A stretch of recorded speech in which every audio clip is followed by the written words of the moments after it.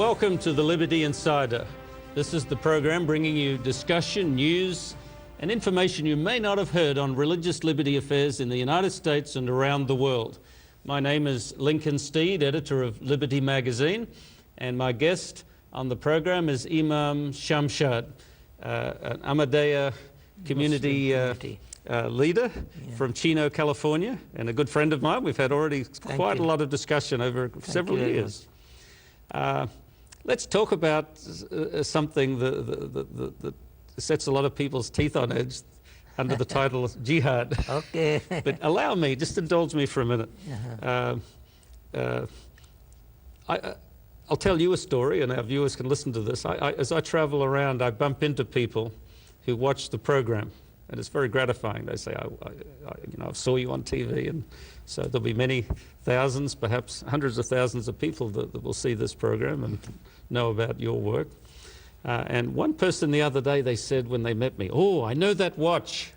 Mm-hmm. I had a watch that I usually wore. It was pretty big, and I realized people are watching a lot of details. Mm-hmm. Well, I want to show the watch that I have today, and I was explaining it to you before the program. I got this from my father. He's now dead now, but he received it directly from old King Faisal of Saudi Arabia. Shah Faisal. He was the older brother of all the current or the recent kings, and will be of all of the kings, because the succession is through the sons of, was it Ibn Saud, wasn't it? And he had great contacts there in Saudi Arabia. But today, I think the jihad, the violent jihad, and the dangerous terrorist tendencies that we've seen, in my view, come from a religious viewpoint that emanates most often from Saudi Arabia. A harsh sort of an application of Islam. You see, that is the reason the founder of the Ahmadiyya Muslim community was raised by God Almighty, because there are some errors which are taking place among the Muslims and other faiths. He came to correct that errors also. One error is about jihad. Islam allows jihad, but jihad does not mean to go and kill the innocent people. Jihad it is Arabic word which has meaning to strive very hard to reach to your goal. And the goal of Islam or goal of God Almighty mentioned in the Holy Quran, or the message which the Prophet Muhammad gave to the people, is message of peace, love, understanding, respect to other people. And moreover, the fundamental thing in Islam, which for the person who follows religion of Islam, is self-reformation. That is more important. So therefore, the first jihad is self-reformation. That person should reform and come closer to God, cleanliness. Yeah, no, I've read the Quran through, and it's true. That is a very reasonable and consistent application of the term jihad. Yeah. But it seems to me that in Saudi Arabia, the Wahhabist viewpoint, its parallel in Christianity are the Christian militia type people. You know, in this country, there are people that take very hard things from the Old Testament usually, and some from the New Testament, but mostly the Old Testament, and they put militarism on it, and they're going to get a sword and go out and defend the faith and advance the faith. And I do believe that in the Wahhabist viewpoint, while it's a perversion, they've also picked up on a parallel usage of jihad. I mean, it usually means spiritual battle, but from Muhammad's time on, I'd see some evidence that jihad was contending for the faith. You know, the Bible says contending for the faith and opposing wickedness, and sometimes they literally took up arms. And so I think, yes, it's a perversion, but it's not a fabrication. I think it exists there, but they've made it the main application of jihad. As I mentioned in the beginning, I started that this is the reason that the founder of the Ahmadiyya Muslim community was raised this time as the Imam Mahdi and the Prophet Messiah, to correct the errors taking place among the Muslims as well. So one is jihad also. As I mentioned, jihad is three types of jihad. One is self-reformation. This is number one. First, you have to reform, come closer to God, clean yourself, your soul, your heart, your mind, your thoughts, everything. This is number one. Number two, when you have done this thing, second jihad is to convey this message of peace, love, understanding, harmony to other people. Quran mentioned with that. وَجَاهِدْهُمْ بِهِ جِهَادًا كَبِيرًا, 3 times jihad, that you have to make jihad with the Quran. What Quran says? Go and kill the people. This is the Holy Quran, this is book, the Holy Quran. Does it says go and kill the innocent people like that? No, That is not a jihad. Correct. So the jihad means that convey the teaching of the Holy Quran to the people. This is the second kind of jihad. The third of jihad is defensive. In case that somebody attack upon you, so you are granted permission only to defend yourself. No aggression at all in any kind of You're things. right.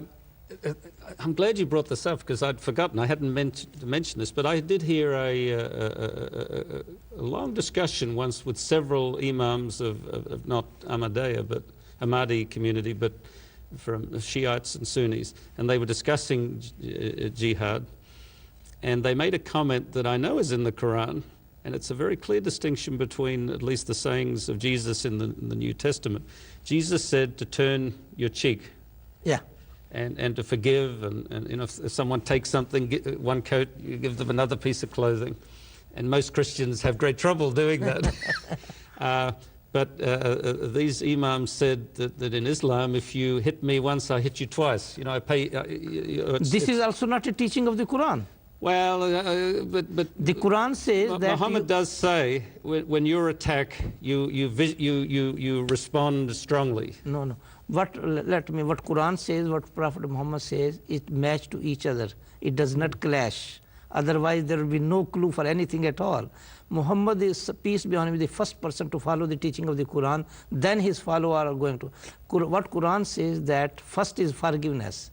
If somebody transgressing against you, forgive. If your forgiveness increases him, in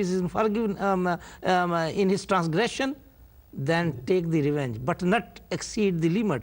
It is same manner, same amount, same measure, not double, not anything at all. No, it doesn't use the term double. They did in this discussion. Right. But it does say to resist strongly. If you were attacked, then defense is yes. allowed. And that's why you were saying it. It's just, but the language is, it gives some encouragement to people like Al-Qaeda who are incorrect theologians, but they see it there and they're running with it. Yeah. So Quran says, "Fafu wasfahu." First thing is forgiveness. Yeah. Even somebody transgress against you, somebody beat you. So first thing Quran and Islam and Prophet Muhammad says, forgiveness. Yeah. If your forgiveness, if the world could follow through on that principle, life would be wonderful. Yeah, of course. Both that Christians, Muslims, and other beliefs. Of course. No religion teaches tolerance. No religion teaches the transgression and terrorist activities. No religion. So we believe all religion came from God. All messengers came from God. They were all holy. They were all divine personality, and they delivered the message, wonderful manner, and that love God. God is one, and respect the humanity. This is the message. All religions, or at least most religions, can easily, though, turn into a situation where a believer, seeing the faith rejected or insulted or challenged, can feel that then they're the agent of God to execute some action on them. And I think that's false, because we can't know like God knows, and we should forgive. But the Quran and the Bible, the Old Testament particularly, if someone is unbalanced, they sometimes can believe they're the agent of God to visit judgment on someone. That, as we mentioned earlier, that there are different beliefs people are holding, and their action also sometimes do not match with the teaching of their own faith. So it is what is happening in this world, and that is the reason that this is the end of the world coming closer, and there should be reformer from God who will come and unite all the people together. Yeah. Well, we certainly need the spirit of tolerance, which is from God, but at the same time holding to particular beliefs. I need to throw this in for our TV program and for the discussion here. As a Seventh Adventist Christian who studied prophecy, I think one of the great risks of the end of time is that people will become so frightened by violence and evil and all the rest that they will join together in a sort of a false religious alliance where they put aside all of their understandings of God and just sort of, there's a term that we use, kumbaya, sort of, I'm okay, you're okay, God loves us all. I think as a Muslim and as a Christian, we can understand or agree that God has very particular requirements for us, doesn't he? Yeah, he wants us to live a certain way. It's not unimportant. We need to keep to these beliefs. Of course, we are in this civilized age this time, and we know how the world is heading toward destruction. And it is the duty of the religious leaders that they have to protect people from destruction. And unfortunately, it is not happening. And Christian believe, Jewish believe, Muslim believe, all believe that we are coming closer to the end of the world. Yeah. But where is that divine reformer? Where is the Messiah? Where is that they are expecting great teacher? When he is coming? Because this is the time. If he is still not coming, what is waiting then for? We have to see that point. This is the reason we want to convey this message also. I thank you. I am very thankful to you again that Liberty Magazine is doing wonderful job, and you are bringing the different ideology and viewpoint of the other faiths in your magazine. Like my 2-3 articles are published already on that. Yeah, on that. So my point is that the people are heading toward destruction. And we have not to save them physically also, spiritually also. Absolutely. And for that person, people are waiting for the great teacher, reformer to come, and divine person should come. And my question is only to the world that when he is coming, when we all die in the same state, then what time he will be coming then? Well, we'll see that. We can talk theology here. I hope our viewers understand on religious liberty, and as I'll reiterate it, it's not necessary to agree the same. It's to defend your right to believe something even that I might find totally incorrect and even personally offensive. But as someone that believes in religious liberty, I have to be prepared, if necessary, to die to defend your right to believe something that I don't. Of course. We've run out of time on our first half. But please, viewers, stay with us. We'll be back after a short break to continue this discussion with Iman Schamshad.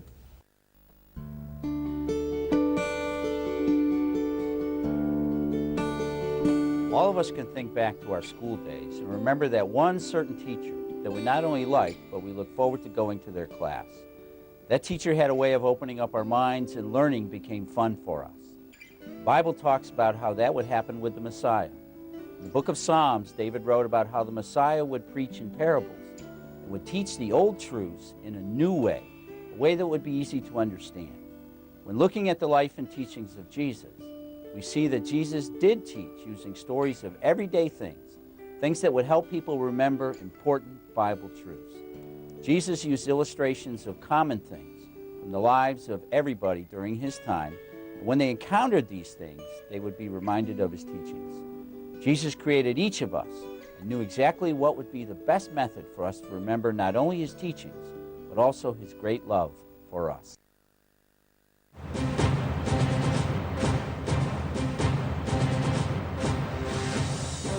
Welcome back to the Liberty Insider. Before the break with Iman Schamshad, we had started by talking, Imam, about jihad, and I think he gave a good explanation as to the spiritual component of the word that scares a lot of people since 9/11. If I can summarize it, that we have 3 kinds of jihad. Yes, Number 1, that you have first self-reformation, follow the teaching of Islam.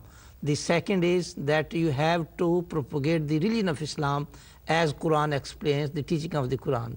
And the third is that if anyone attack upon you, Islam allow you to defend yourself. Yeah, and the Quran does have a lot to say about something that is also in the Old and the New Testaments for Christians and Jews, the idea that a martyr, someone that dies defending the faith and gives their life up, this is an admirable, that's not unique to Islam. Even in Revelation it says the souls of the martyrs, and it's figurative, it's not literal, because I certainly don't believe the dead are dead and gone to come back at the last day. But it says that the martyrs cry out under the throne of God. So it's a great thing to be so loyal to God that you give your life for Him. That is not unique to Islam. Yes, many religion and their founder, they were persecuted and they gave life for God. That's true. Now, do you remember Pope Benedict? He got into a lot of trouble when he gave a speech at Regensburg. It was the first speech of his pontificate, and he quoted a historic discussion between a Persian Muslim attacker of Constantinople and one of the emperors, and they were discussing violence in religion. Do you remember that? Yeah, the thing is that what Ahmadiyya Muslim community presents, that we are responsible to answer any wrong thing raised or any question raised against the teaching of Quran, life of Prophet Muhammad, his example, and the four successors. After that, whatever Muslim kings did, they have done their own part. We are not responsible. Well, I'm taking it a different direction than you might realize. That was an interesting speech, and I've given talks on that a lot, and I read his speech very closely. And the Islamic world were startled by what he said because they took it as an attack. But his speech really was directed at Christians, and he said something that I don't agree with. He said that the early Christians were also violent, even accepting that there was Islamic violence. But he said that what took away their violence was Greek rationality. And I think that's just silly.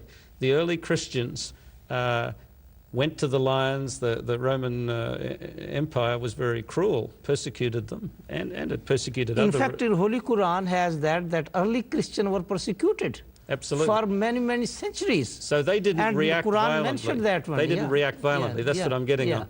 Yeah. And so I think the Pope unfortunately had it wrong, that in the early days the martyrs were seen as faithful people that God will one day reward, but they were not violent martyrs. They took the consequence of their faith. What I want in fact, that was their jihad, that they defend themselves, and they continue to hold the faith and matter of faith very, very fast for them. Yeah. So this is their jihad. So jihad is done by all religious leaders and their people. But again, I want to remove this misunderstanding that the Islamic jihad does not mean that one should go and fight and kill innocent people. Well, no, the key there, you're right. Right. Even I've read a whole hadith on jihad, I mean on military jihad, but it never says to go out and kill innocents, you're right. And of course, that's the sort of thing that a religious fanatic, they make their own rationalization. They're told not to kill innocents, but as I think Al-Qaeda said, and it's theologically wrong, well, these people are, by being part of that system, they're participating in evil. But still, the facts are they hurt innocent people. My dear friend, Steed Lincoln, when in the Western society or American society, whenever, wherever, the word is jihad is mentioned, immediately their mind goes. For only one reason, I know. You're right. It is meaning go and kill people, innocent people. Yeah. This is Islamic jihad. This is the reason repeatedly I'm saying the Islamic jihad means self-reformation, become godly person, become closer to him, worship him, become righteous person. You should have attributes of God, attributes of the Prophet Muhammad, and follow his path of peace. Absolutely. You know, in the Christian New Testament, Paul says something similar. He says, even if I give up my body to be burned, and I haven't faith, haven't charity, in other words, don't have spiritual correctness, I've got nothing. And at the end of the day, that's what it has to be. It's spiritual purity and dedication. Of course, that is not whether you go and do great deeds, violent or otherwise. That doesn't impress God in itself. And I think Jesus Christ, may God be pleased with him, also taught this thing, that worship God. Absolutely. And be kind to the people. And this Prophet Muhammad, peace be on him, when he brought the Holy Quran, which I have shown you, many hundreds of commandments in the Holy Quran. Not a single will say that go and act in a manner which was not the act of the Prophet Muhammad or teaching of Quran. Yeah. No, I think it's a convenient twisting of even the Quran to agitate for violent jihad. I don't know whether as you have know, the translation of the Holy Quran made by the Ahmadiyya Muslim community or not. Not your translation. The one that I've read, my father got it in Saudi Arabia. Okay, I will provide you a copy of the Holy Quran with English translation, and it will be very good to know by our viewers that Ahmadiyya Muslim community has done the translation of the Holy Quran, major 70 languages of the world. In African languages, Indian languages, Pakistan and American and West African country, East African country, Indonesian, all these 70 major languages of the world, Ahmadiyya Muslim community has made available the translation. Get those words out. Yeah. You said something earlier that is the holding of your belief system that there will be a revelation at the end of time of a holy leader, right? Yeah, coming of the the Mahdi. Mahdi, great leader, great now teacher. that is not unique in a way to, as we said, to Islam. Obviously, Christianity believes in the appearing of God, Jesus, at the end of time, and I've read in a number of other belief systems. I think even in Hinduism, they have a similar idea. There's sort of an end of days where the divine personages come. In the New Testament book of Revelation, there's some reference there, and I know Paul talks about a false appearing at the end of time. That what's the word in the Quran for Satan? Evil? No, Shaitan, Iblis? Iblis. Iblis. Yeah, Iblis will come at the end of time as an angel from heaven. How would you test if you saw a personage appear at a moment of crisis in the world? Somebody from the skies appeared. How would you, as an Ahmadiyya Imam, how would you judge that this was the one you were expecting? No, listen. If somebody is coming from the heaven and people are watching, how they are going to deny him? They are not going to deny him. That's, but that's exactly what. Number one. Seventh-day Adventists believe there will be something that will be deceptive at the end of time. Yeah, but nobody can come from heaven like that. Well, this is the reason we say nobody will come. And if somebody is coming, believe me, nobody will deny them. Who has the power to deny? Well, number one. Number two, it happened in all the times, not only this time, that there is some science to know which is right, which is wrong. Time of Jesus, time of Moses, time of Abraham, they were all signs. They mentioned the same thing are mentioned by this time too, in the Bible also, in the Quran also, Prophet Muhammad also. So if a person, let's forget the sky, if on television you see that a divine being appeared in New York and was shining, and a spaceship perhaps even, and he starts speaking of God, Allah, and heaven, and said that he was Jesus or whatever, you wouldn't just automatically believe in him. Yeah, of course. You would judge what he says, whether it agrees. Of course, not what he says. That's the point I'm trying to make. Not only what he says. We need to. What support of God gave him to him. Let me come to my point. Because the thing is that Mirza Ghulam Muhammad of Qadian claimed against everybody, because people are waiting someone to come from the heaven, but he is not from the heaven. Does not physically came from the heaven, but he is a heavenly person. So how you are going to judge? Now I give you a couple of things to understand and to judge on that India and then Qadian, from where he was raised, is a very tiny area, village.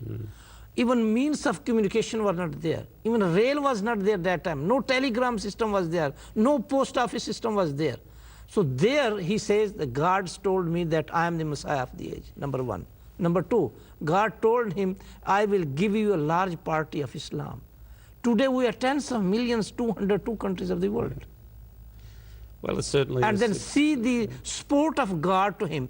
Heavily persecuted community in Pakistan, in Bangladesh, in India, in Indonesia. Well, I'm sure still. that these would be encouragements to the system, but the proof is not in the numbers, as you well know. With Islam, most of Islam is wrong because they don't agree with you. Of course. But we do need to be true to our inner spiritual calling.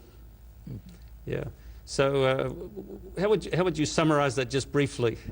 You see that the matter of fact, the truth is that God raised the founder of the Ahmadiyya Muslim community this time to bring all people together with peace, justice, harmony, and understanding to each other. And that is the reason we say that Messiah has come in this age. Few words today are as loaded as is the word jihad. Of course, it has connotations of 9/11 and religious violence. When I think of religious violence, I can go back to the Old Testament and think of a similar sounding name, Jehu, one of the judges. When he received the word that the Lord was with him and that he was the Lord's agent, he took off at breakneck speed with his sword in hand, and murder and mayhem followed. I don't think you can say that what he did then was the will of God, even though God had a work to do. Similarly, I think it's self-evident that in the Islamic world and Islamic theology, the modern violent political jihad has very little to do with what should be the true expression of religious faith in Islam. And as Christians, we should look and realize that all of us should be struggling mightily and internally to resolve our besetting sins and clarify our behavior in our minds to be more like God, to be more God-like, Christ-like, and more religious. For Liberty Insider, this is Lincoln Steed.